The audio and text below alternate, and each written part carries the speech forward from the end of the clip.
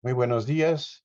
Mi nombre es Gabriel Ovine Guichard, soy investigador del Instituto de Ingeniería y voy a presentar un proyecto que realizamos con el apoyo de la SecTaid, junto con los colegas Jesús Sánchez Guzmán y Alma Rosa Pineda, también del Instituto de Ingeniería.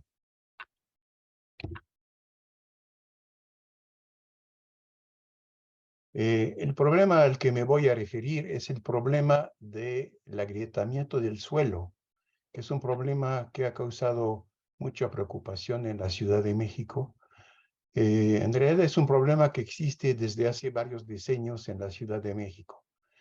Las grietas más importantes y destructivas son una consecuencia directa del hundimiento regional y se caracterizan por presentar escalones con la parte baja hacia la zona de mayor asentamiento. Creo que la fotografía ilustra este problema de las grietas, que obviamente afectan las vialidades, pero también las edificaciones y los servicios públicos. El apoyo de SecTaid se concentró en la modelación numérica de este fenómeno. O sea, hemos tratado de entenderlo mejor y de diseñar unas medidas de mitigación, no de solución, porque es un problema geológico a tal escala que no se puede evitar 100%, pero sí se pueden mitigar sus efectos, y eso también requirió modelación numérica. De eso vamos a hablar. Entonces, el agrietamiento del suelo en el Valle de México se presenta en diferentes zonas, generalmente dentro de la zona lacustre, pero con diferentes mecanismos. Por ejemplo, en el lago de Texcoco tenemos grietas por fracturamiento hidráulico, que no es el tema de la plática de hoy, pero alrededor de la Sierra de Santa Catarina, que vemos aquí, sí se presentan grietas asociadas al hundimiento regional, eh, y inducidos por hundimiento diferencial entre suelos firmes, los de la Sierra de Santa Catarina, y los de la zona lacustre. Entonces, esas grietas son particularmente críticas en las alcaldías de Iztapalapa, Tláhuac, Xochimilco y Milpa Alta. Después del sismo del 19 de septiembre de 2017, el fenómeno del agrietamiento llamó mucho la atención de los medios de comunicación. Hubo programas de televisión, debates, publicaciones de algunos investigadores. O sea, tuvo un gran impacto social y mediático.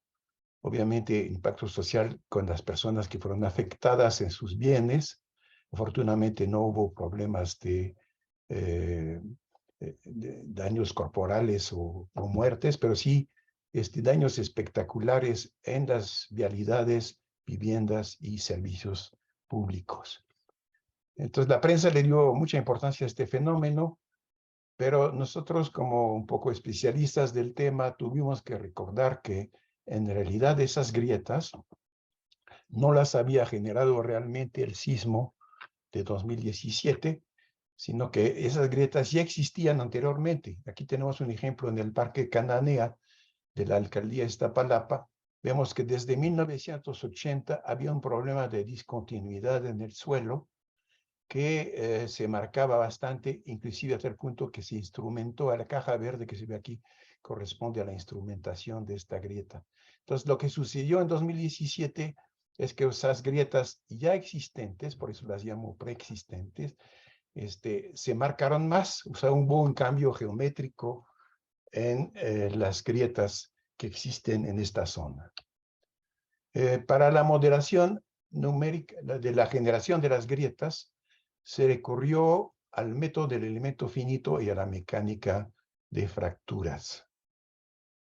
O sea, en mecánica existen diferentes alternativas según que el medio sea continuo, discontinuo o híbrido, y hay diferentes técnicas como diferencias finitas, etc. En este caso nos fuimos con el método del elemento finito y con la mecánica de fracturas para la generación de grietas.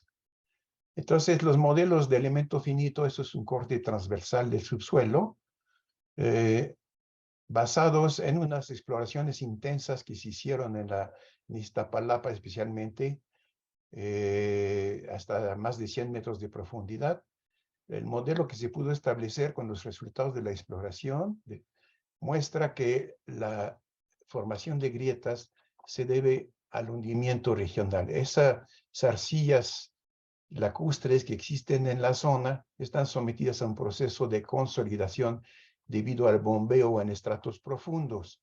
Entonces el suelo se hunde, pero cuando existe una discontinuidad geométrica de la roca basal, como en este caso, entonces el material sufre esfuerzos cortantes grandes, tensiones, etcétera, y así es como se generan las grietas. Luego, cuando viene un sismo, esas grietas efectivamente se pueden marcar más, o sea, en la superficie se aprecian más. Pero el origen es la variación de espesor de las arcillas, variación generalmente brusca que se observa en este corte. Entonces, el fenómeno lo entendemos muy bien, ¿no? Gracias al modelado numérico que se ha podido realizar. También se ha usado la mecánica de fracturas, que también permite tomar en cuenta discontinuidades en la roca basal, como esos escalones pueden ser coladas de basalto, por ejemplo, y simulamos el hundimiento de la ciudad y eso nos lleva a grietas que se van formando. Las dos formas de modelar elemento finito y mecánica de fracturas están ya coincidiendo, o sea, tenemos ya dos herramientas para simular lo mismo. Ahora, ¿qué hacer con este problema? Bueno, como ya lo dije, este problema no se puede eliminar, es un fenómeno geológico muy grande. El bombeo no se puede suspender porque de eso depende el abastecimiento de la ciudad. Pero sí podemos tratar de mitigar un poco las cosas. En el esquema de la derecha vemos que el pavimento en su estado inicial. Y si aparece una grieta y la grieta presenta un escalón, entonces el escalón se va a manifestar tal cual en la superficie y esto puede llevar inclusive a que ya no sean transitables las calles, ¿no? Entonces la solución que propuso el Instituto de Ingeniería fue mitigar este fenómeno interponiendo unas cajas que llamamos cajas disipadoras de deformaciones unitarias, que son cajas de arena que se construyen sobre la grieta. Y entonces, si la grieta vuelve a presentar un escalón, ya no tendremos un escalón brusco en la superficie, sino que se suaviza la deformada del pavimento. Y esto, si no excede ciertos valores, permite que se siga usando la vialidad para fines de tránsito, ¿no? O que también mitiga los daños en las construcciones, en las cimentaciones, por ejemplo. Correcto. Entonces, para modelar esta solución de las cajas disipadoras de arena limpia, se usaron otro método, que es el método de elementos discretos, que es aplicable a medios granulares. O sea, cuando se usa este método, los suelos se consideran como granos sin cohesión. Se aplica aquí porque tratamos de arena limpia.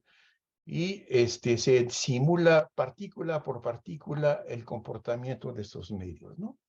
Aquí tenemos un modelo entonces de una caja disipadora, donde vemos el material granular que se ha colocado. Aquí estaría la grieta. Y la ventaja de esto es que si se presenta nuevamente un escalón en la grieta, entonces la va a absorber esta masa de arena. La arena no acepta tensiones, o sea, no puede generar grietas de tensión, ni tampoco disipa las deformaciones angulares que se pueden presentar. Entonces, esto se simuló. Son programas de computadora muy potentes porque cada partícula se analiza con sus fuerzas de contacto, sus movimientos, etc. Y el modelo entonces permite hacer análisis de paramétricos. Por ejemplo, pudimos ver la influencia en una caja disipadora de un escalón de diferentes dimensiones, aquí 10 centímetros, 20 centímetros, 30 centímetros, y las consecuencias en la superficie. Eso nos permitió dimensionar la trinchera para hacerla óptima y minimizar el volumen de arena, ¿no? También se pudieron probar diferentes profundidades para evaluar la disipación de las deformaciones que se ve aquí, dependiendo de la profundidad. Así se pudieron establecer recomendaciones que se transmitieron a la alcaldía, especialmente de Iztapalapa, para que implementaran esta solución. De hecho, así lo hicieron, o sea, creo que en este caso fue realmente un tiempo récord por la brevedad entre la investigación y la aplicación, se aplicó de inmediato a unas grietas como estas que vemos muy espectaculares. Entonces, se abrió en la caja, se rellenó todo lo que se podía de la grieta con arena y luego se formó una caja de arena que es la que va a absorber las deformaciones y evitar que se vuelva a formar un escalón. Entonces, este programa de tratamiento de las grietas, pues lo ha tomado muy en serio la alcaldía de Iztapalapa. Ellos llamaron este programa un programa de acupuntura urbana en Iztapalapa. Y es el avance que se tiene, se tenía en 2020, y creo que ha avanzado bastante desde entonces, pero en esta fecha teníamos ya 1,400 grietas, las más grandes generalmente, ¿verdad?, tratadas por este procedimiento para evitar que se vuelva a suceder la formación de escalón en las calles en caso de un nuevo sismo, ¿no? O con el tiempo por efecto del hundimiento. Entonces, este programa pues, ha sido muy exitoso gracias a la colaboración entre, en este caso, la Universidad Nacional, gracias al apoyo de SECTEI, pero también a la colaboración entusiasta del Centro de Estudios de Riesgos Geológicos de la Alcaldía Iztapalapa. Esta misma idea se retomó para los servicios, especialmente tuberías de drenaje o de abastecimiento de agua.